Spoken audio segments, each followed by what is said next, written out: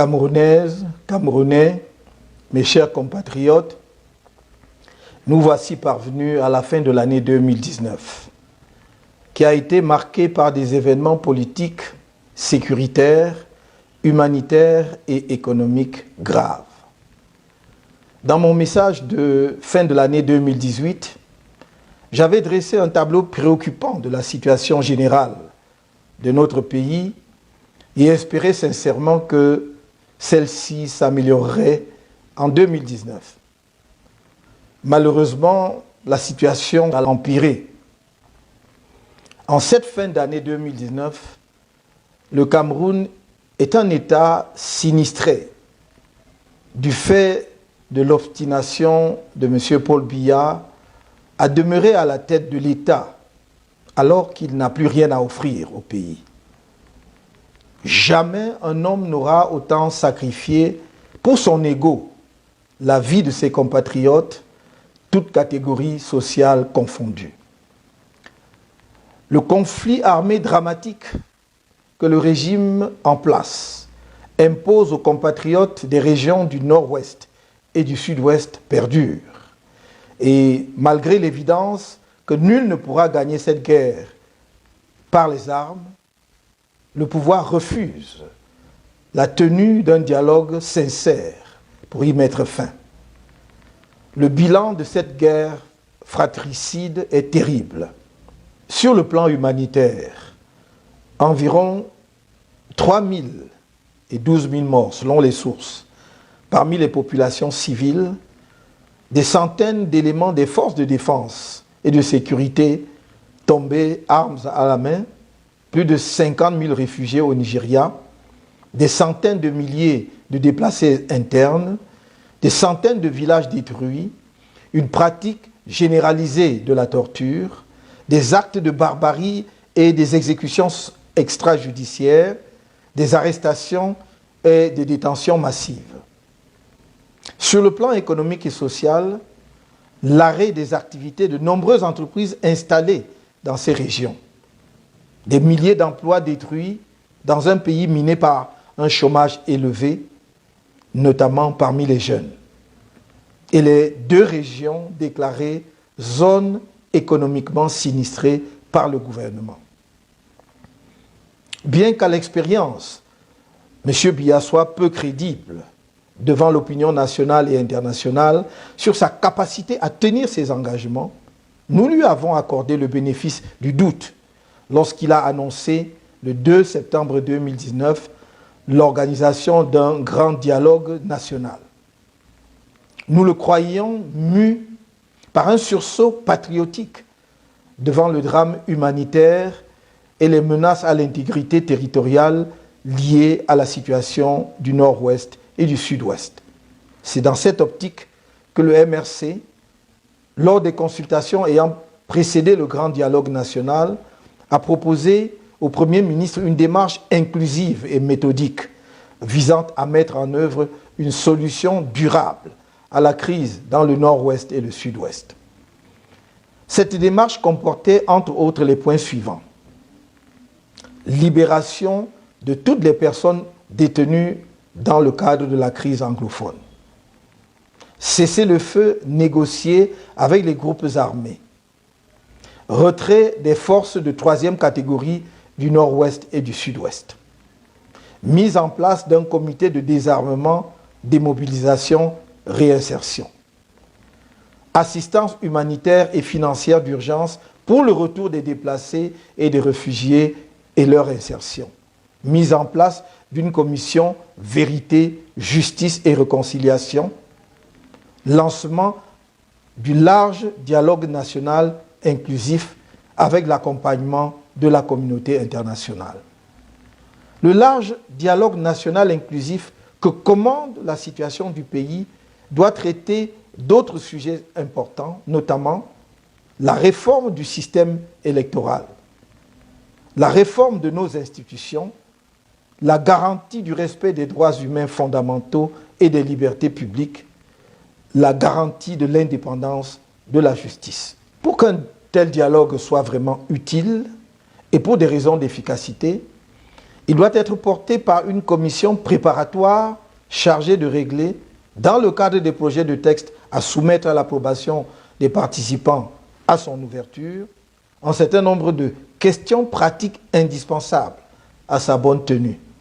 Il s'agit notamment du projet d'ordre du jour, des dates et du calendrier de l'événement, de l'organisation du bureau du dialogue, de l'organisation des débats et des modalités de prise de décision, de l'affirmation du caractère obligatoire des résolutions du dialogue, du calendrier de mise en œuvre de ces résolutions, du mécanisme de suivi de cette mise en œuvre. C'est dans cet esprit que le MRC a proposé, pour la réussite du grand dialogue national tenu en septembre dernier, la prise en compte des exigences suivantes. La conduite des débats par une personnalité neutre, jouissant d'une expérience avérée dans la résolution des conflits et approuvée de manière consensuelle par les participants. L'implication de la communauté internationale et de certaines puissances, notamment les Nations Unies, l'Union africaine, l'Union européenne, les États-Unis, la France, la Grande-Bretagne, l'Allemagne, le Canada, au regard de la grande méfiance entre les parties, de l'expérience des organisations et des puissances en question dans la résolution des conflits et de la crédibilité qu'elles apporteraient à ce processus. La plus grande couverture médiatique du grand dialogue national est la diffusion intégrale des débats afin d'assurer la transparence des travaux. Hélas, c'était sans compter avec la nature du pouvoir en place. Fidèle à lui-même, il a utilisé le grand dialogue national comme une ruse pour gagner du temps face à la pression internationale, au lieu d'en faire une démarche sincère visant à trouver des solutions consensuelles et durables aux défis auxquels est confronté notre pays, particulièrement dans le nord-ouest et le sud-ouest. Il a ignoré de ce fait les propositions du MRC, ainsi que celles allant dans le même sens, provenant de la société civile et de la communauté internationale.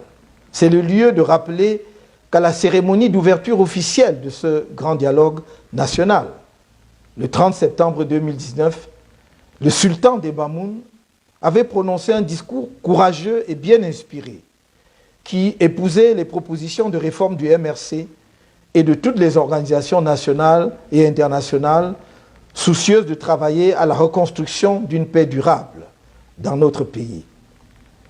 Il posait également la question centrale de l'alternance à la tête de l'État. Ces propositions avaient été très mal accueillies par le Premier ministre qui, quelque temps avant, avait lui-même été désapprouvé publiquement par le ministre de l'administration territoriale sur l'orientation à donner au dialogue. Le fameux grand dialogue national, qui n'a été qu'un monologue et une fuite en avant, s'est achevé sur des recommandations sans importance, de surcroît non contraignantes pour le pouvoir et sans aucun calendrier de mise en œuvre.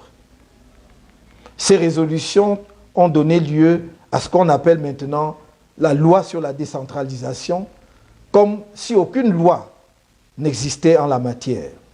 La grande trouvaille du grand dialogue national est d'avoir découvert une proposition que nous avions faite en 2017, en conformité avec la Constitution de 1996, qui prévoit en son article 62, alinéa 2, la possibilité d'un statut spécial pour certaines régions du pays. Le grand dialogue national le découvrait 23 ans après l'adoption de la Constitution de 1996 et 3 ans après le début du conflit armé dans le nord-ouest et le sud-ouest. Au regard de la profondeur du climat de défiance des populations du nord-ouest et du sud-ouest vis-à-vis du pouvoir en place et de la persistance du conflit armé qui a causé des dégâts humains, économiques et sociaux importants, cette loi sur la décentralisation arrive sans doute trop tard et offre très peu pour la résolution de la crise.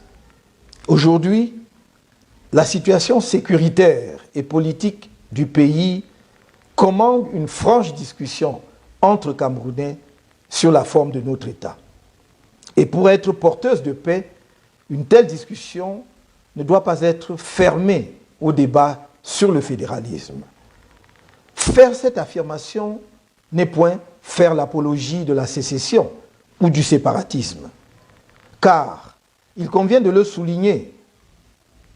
De nouveau, le fédéralisme n'est pas synonyme de séparatisme ou de sécession. La position du MRC sur le séparatisme est connue et constante. La sécession n'est pas une option. Cependant, nous sommes convaincus qu'il faut dialoguer avec tous les Camerounais, sans exception, y compris ceux qui défendent pour le moment la thèse de la sécession, les fédéralistes, les centralistes, qu'ils soient au Cameroun ou de la diaspora. C'est d'ailleurs l'unique voie qui reste au pouvoir en place pour éviter le risque d'implosion du pays. C'est une question de pragmatisme. On ne cherche pas à faire la paix avec ceux de son bord, mais avec ceux avec qui on est en désaccord. Dans le cadre de la nouvelle loi sur la décentralisation, l'article 246, selon lequel les futurs maires de villes placés à la tête des communautés urbaines devront être désormais des personnalités autochtones, vient s'ajouter à celui qui dispose que les chefs des exécutifs régionaux doivent également être des autochtones. De telles dispositions sont une négation de la citoyenneté et de la démocratie. Elles établissent dans notre pays une exclusion politique incompatible avec la République et les principes démocratiques. Suivant une telle logique, les responsables civils et militaires, les fonctionnaires et agents de l'État ne devraient-ils pas eux aussi être des autochtones afin de parfaire le repli identitaire que promeut cette fameuse loi? Une telle approche de la citoyenneté et du vivre ensemble ne s'inscrit pas dans notre vision du Cameroun. Le Cameroun est une nation qui appelle ses enfants, sans distinction d'origine, sur tous les fronts, celui du développement comme celui de la défense de l'intégrité de notre territoire. C'est un même peuple qui communie dans ses moments de joie et qui souffre quand le malheur frappe une partie de lui-même. C'est le lieu pour moi de dire combien je ressens et partage le drame presque oublié des populations de la région de l'extrême nord, encore confrontées à la violence endémique de la secte Boko Haram. Tout en saluant le courage et les sacrifices des soldats engagés sur ce front, je ne peux m'empêcher d'attirer une fois de plus l'attention des hauts responsables de l'armée et des forces de sécurité sur les violations importantes des droits de l'homme de nos compatriotes dans cette région, pris entre deux feux. La chaîne judiciaire devrait, quant à elle, reprendre les droits qu'elle n'aurait jamais dû abandonner aux acteurs de la sécurité. Chers compatriotes, nous ne prêterons pas le flanc aux vaines polémiques et calomnies qui sont le propre de ceux qui ont échoué à répondre aux attentes légitimes des populations qui avaient placé leur confiance en eux. Nous sommes familiers des manœuvres de M. Biya qui, à l'heure du bilan, brandit le spectre sensible de l'autochtonie pour détourner le regard des indicateurs économiques, financiers, sociaux et politiques permettant de mesurer froidement son échec total sur ces registres. Le but est de distraire les Camerounais de l'essentiel. Notre aspiration commune à l'édification d'un Cameroun prospère au bénéfice de tous.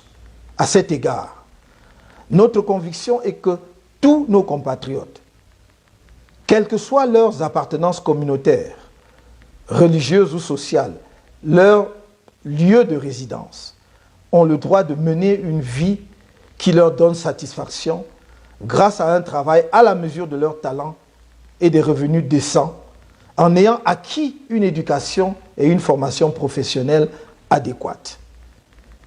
Ils ont le droit d'accéder à un logement décent, à l'eau potable, à l'énergie, aux services de transport et de télécommunication.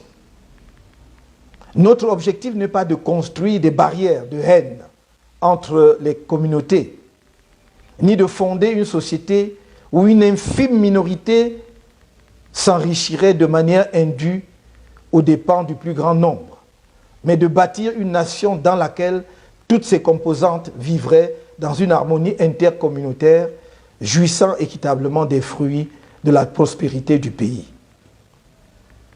Telle est mon ambition pour notre pays. Telle est l'ambition du MRC.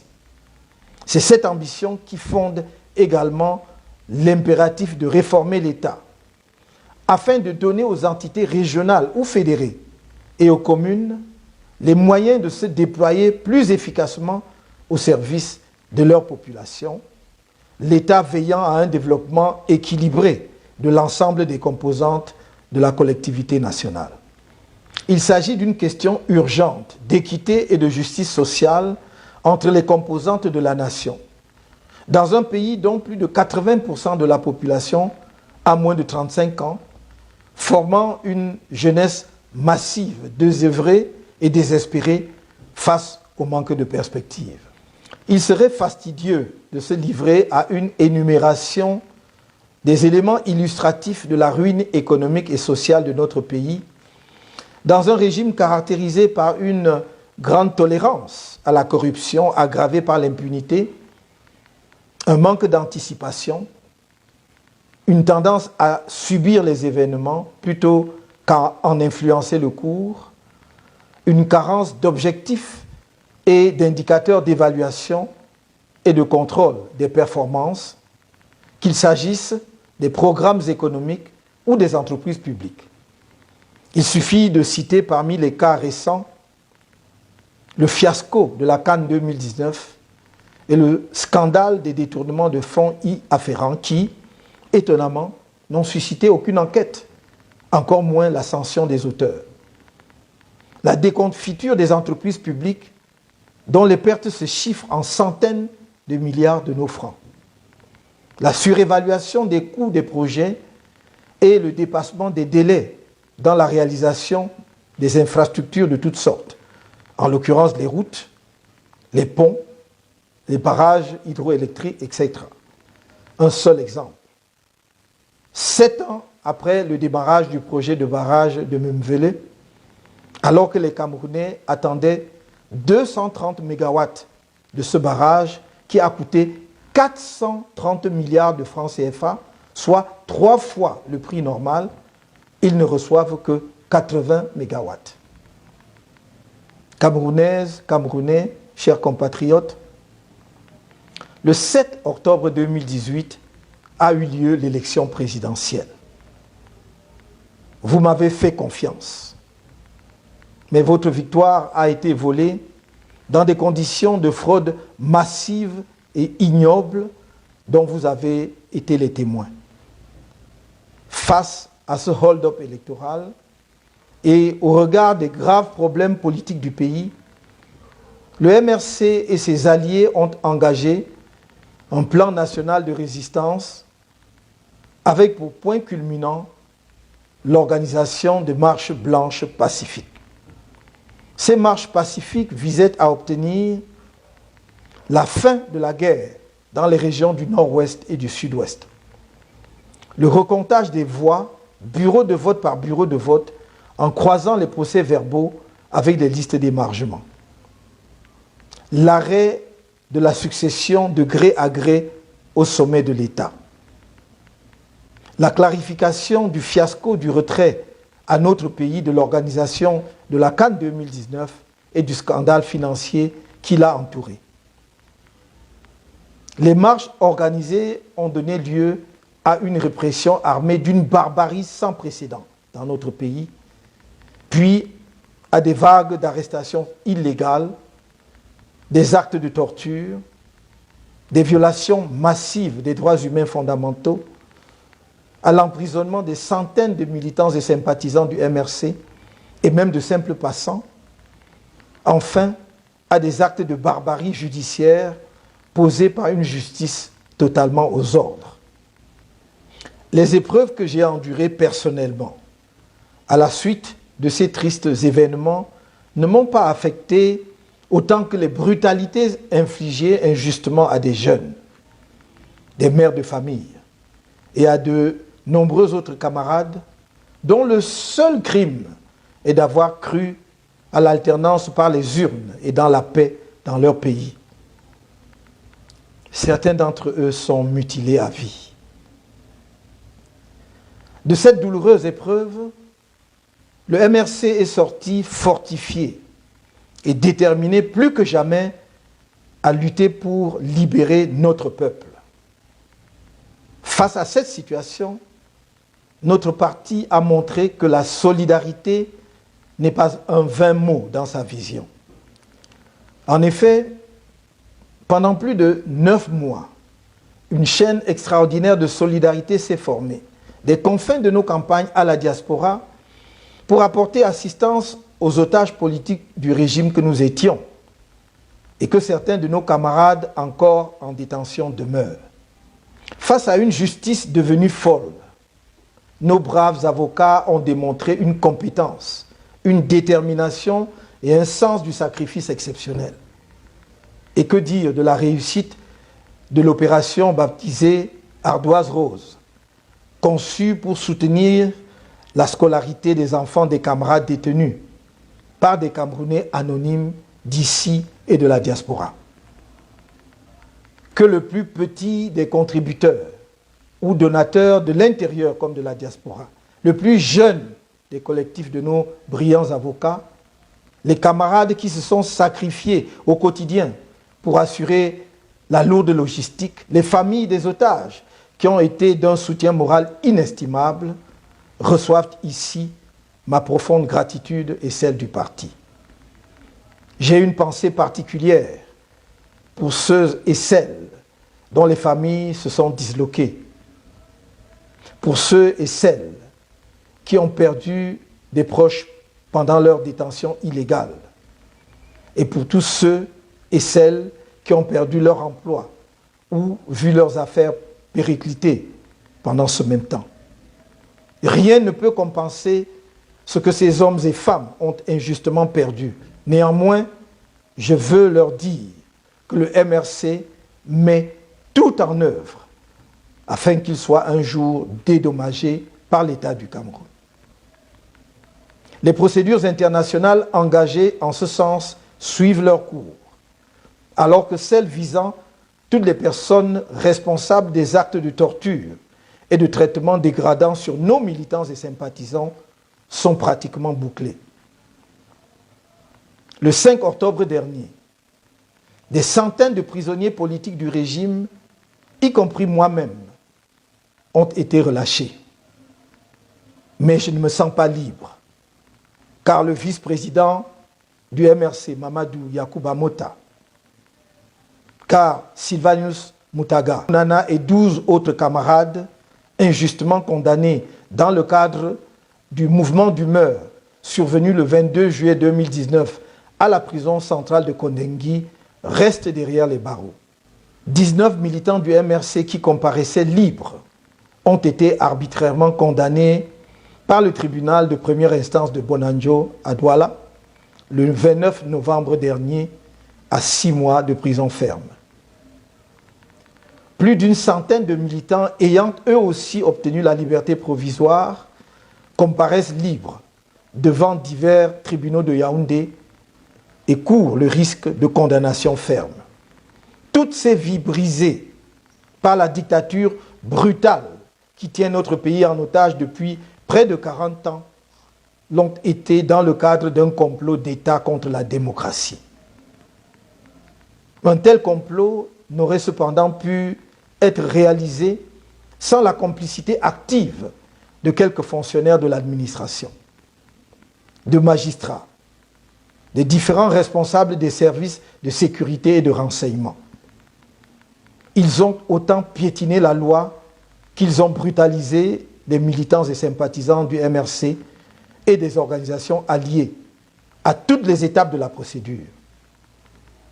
Ils ont foulé aux pieds les lois de la République et refusé de dire le droit, otages qu'ils sont de leur trajectoire professionnelle respective, de leurs ambitions de carrière, de leurs convictions politiques et autres, et parfois simplement de la peur, voire de la haine gratuite. Permettez-moi ici de saluer le courage exceptionnel des camarades qui se sont mobilisés, alors même que le projet de nous condamner à mort était déjà dévoilé, pour protester contre les vagues d'arrestations sur des bases ethniques les 26 et 28 janvier 2019. C'est également l'occasion pour moi de dire toute ma gratitude et celle du MRC à tous ceux qui, dans la diaspora et au Cameroun, parfois anonymement, se sont mobilisés pour faire arrêter la forfaiture judiciaire du régime. Je salue de manière spéciale l'exceptionnelle mobilisation de la communauté internationale, de mes nombreux collègues étrangers et des nombreuses sociétés savantes pour notre libération. Camerounaises, Camerounais, chers compatriotes, le 10 novembre dernier, M. Paul Biya a convoqué le corps électoral pour le double scrutin législatif et municipal pour le 9 février 2020.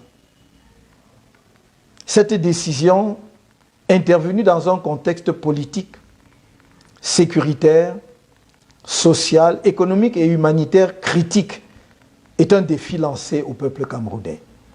Elle constitue un déni assumé des graves problèmes que connaît le pays, notamment de la guerre civile en cours depuis 3 ans dans le nord-ouest et le sud-ouest, et le hold-up électoral perpétré par le régime au terme du scrutin présidentiel du 7 octobre 2018.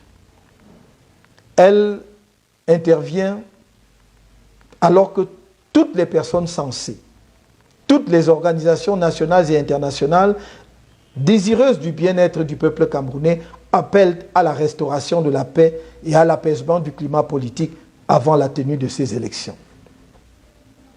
Le 25 novembre 2019, le Conseil national du Mouvement pour la Renaissance du Cameroun, exceptionnellement étendu aux responsables des fédérations départementales du parti, a pris la résolution de la non-participation du MRC à ce double scrutin du 9 février 2020, principalement pour 2 raisons.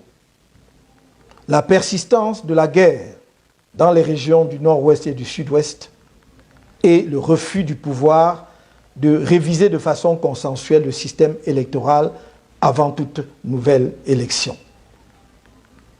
Tenir des élections dans notre pays, dans les conditions actuelles, c'est, d'une part, donner le message terrible aux populations anglophones du nord-ouest et du sud-ouest qu'elles ne sont pas des Camerounais. Et, d'autre part, aller vers une nouvelle crise post-électorale, car les mêmes causes produiront les mêmes effets. Le pouvoir en place ne peut tenir ces élections sans risque de contestation qu'uniquement avec ses alliés traditionnels et ceux qui l'ont rallié à l'occasion de l'élection présidentielle de 2018. J'ajoute que s'agissant de la guerre dans le nord-ouest et le sud-ouest, le gouvernement dissimule les chiffres réels sur les pertes en vies humaines en général et en particulier dans les rangs de nos forces de défense et de sécurité. Cependant, des sources crédibles font état des pertes bien plus importantes que celles officiellement annoncées.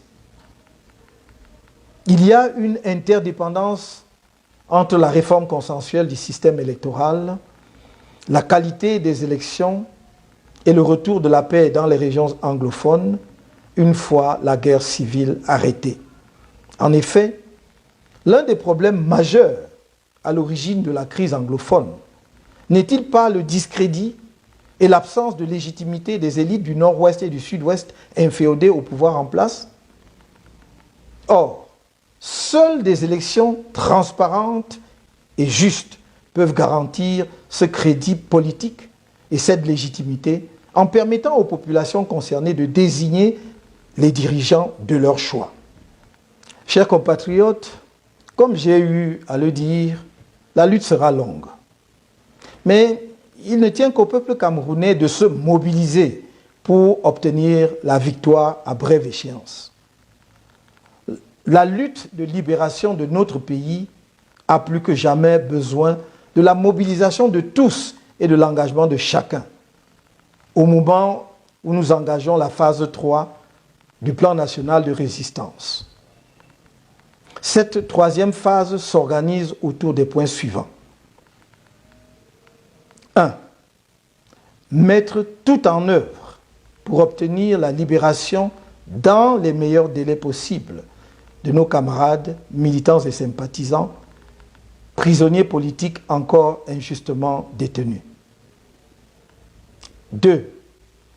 Assurer la réussite du boycott du double scrutin prévu le 9 février 2020, car la tenue de ces élections conduira à une impasse et aggravera le conflit armé dans le nord-ouest et le sud-ouest, autant que les tensions politiques dans le pays. Il s'agit donc d'une action de salut national qui va au-delà des clivages partisans, linguistiques, ethniques, religieux, etc., qui n'expose la vie d'aucun citoyen camerounais, mais offre à chacun une occasion d'exprimer son désaccord avec la conduite des affaires du pays sans courir aucun risque. Ne l'oubliez pas, le vote n'est pas obligatoire au Cameroun. Vous n'encourrez donc aucune sanction si vous décidez, comme je vous le demande, de ne pas aller voter. 3. Au cas où le pouvoir passerait en force, comme à son habitude, 2 types d'actions seront engagés. Premier type d'action, mobiliser la population afin qu'elle fasse entendre ses revendications par toutes les voies pacifiques.